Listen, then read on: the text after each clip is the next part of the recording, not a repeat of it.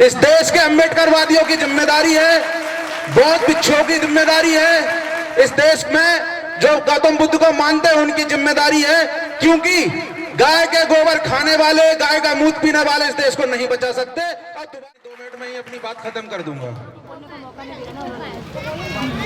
संबोधन सभी ने किया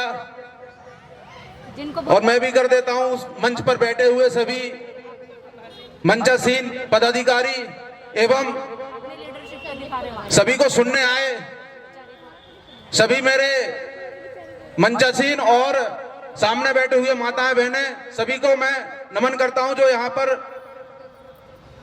सभी साथियों को सुनने के लिए आए। साथियों, मैं सिर्फ एक ही बात कहूंगा जो शायद आपको सही भी लगे अगर आप समझ पाए कि दोस्तों, ये देश अगर हम कहें तो गुलामों का देश है। मुगलों के समय ये देश गुलाम रहा, अंग्रेजों के समय गुलाम रहा और उससे पहले इस देश की सामंतशाहियों का गुलाम रहा। तो इस गुलामों के देश को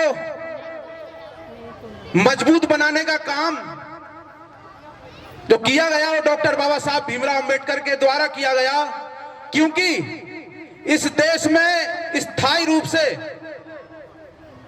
बौद्ध धर्म को संविधान के रूप में आपके सामने परोसा गया।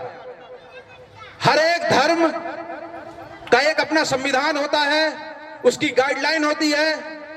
जिस प्रकार से हिंदू धर्म का संविधान मनुस्मृति है, उसी प्रकार से बौद्ध धर्म का भी संविधान है, जिसमें हम सबको समान रूप से अधिकार देने की बात करते हैं। वही इस देश का संविधान है। तो जो आज देश मजबूत हो पाया है उसका कारण इस देश का संविधान है। और इस देश को मजबूत बनाए रखने के लिए इस देश के अम्बेडकरवादियों की जिम्मेदारी है, बौद्ध भिक्षुओं की जिम्मेदारी है, इस देश में जो गौतम बुद्ध को मानते हैं उनकी जिम्मेदारी है, क्योंकि गाय के गोबर खाने वाले, गाय का मूत्र पीने वाले इस देश को नहीं बचा सकते और दोबारा गुलाम कर देंगे। ये कोई मैं नहीं कह रहा हूं, ये इतिहास कह रहा है कि इन्होंने जब तक इनके हाथ में राजपाट था तो ये देश गुलाम रहा है। और दोबारा दे दोगे इन गाय के, अब मुझे बोलने में भी शर्म आ रही है, इन लोगों को दोबारा अगर हाथ में दे दोगे, ये संविधान कमजोर कर दोगे। जैसे जैसे इनके लोग मजबूती आ रही है, ARSS जैसे संगठनों के लोग मजबूत हो रहे हैं, वैसे वैसे गाय को गोबर खाने वालों की संख्या भी बढ़ती जा रही है। ये देश को नहीं बचा सकते, आपको ही बचाना है। इसलिए मैं कहता हूं इस देश को बचाने की जिम्मेदारी इस देश के अम्बेडकरवादियों की है। सिर्फ बहुजनों की बचाने की जिम्मेदारी नहीं है अम्बेडकरवादियों। देश को आपको बचाना है, हमें मिलकर बचाना है। इसी के साथ अपनी बात को विराम करता हूं। जय भीम।